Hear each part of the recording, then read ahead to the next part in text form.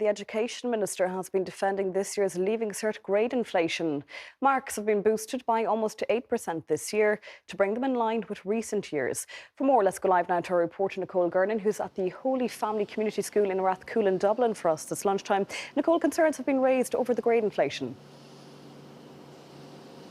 Yes, that's right, Aisling. So this year, 71% of all grades have been increased to make sure that students are not at a disadvantage compared to last year's students, because, of course, every year there will be a certain cohort that defer their college places. However, as you say, concerns are being raised for a number of reasons. Obviously, there are more students on higher points, which means that there are more students vying for a finite number of college places, and this drives points up. And it also means that some students who have the required points might not get their desired place. And also, colleges are raising concerns that some of the students that are undertaking these courses are just not able for them. However, the Minister for Education, Norma Foley, has been defending this marking adjustment once again today.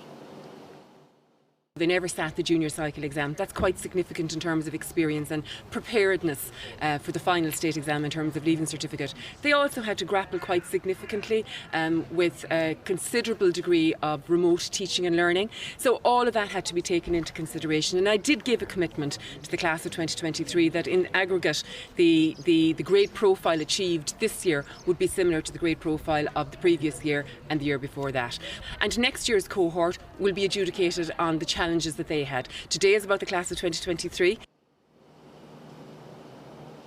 Now, of course, all this talk of grade inflation doesn't take away from what a huge achievement completing the Leaving Cert is. And here at Holy Family Community School in Rathcoole, many of the students were absolutely delighted with their results. And despite being able to log in at home and get them, they actually wanted to come into school and share the good news with their friends and with their teachers as well. And I've been speaking to a few of them today who've been telling me what it was like when they saw the results this morning. I didn't think that they went as well as I'd hoped for, like even maths. I was nervous, like I was sitting in the exam hall thinking, oh my God, these are my first three courses gone. But when I opened them, I was just so delighted. I was over the moon. I'm just glad it's over. Yeah, put in loads of work, so I'm delighted, yeah.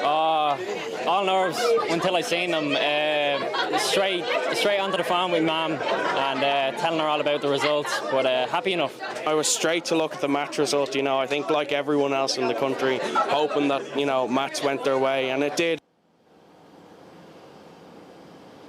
Now, of course, students who are going through the CAO system will have to wait until Wednesday before they get their CAO offers. But guidance counsellors saying today that for anyone who didn't get what they were expecting or what they were hoping for, all is not lost. It's not the end of the world. There's plenty of other opportunities available to you. And you can get lots of advice on that National Parents Council helpline on 1800 265 165.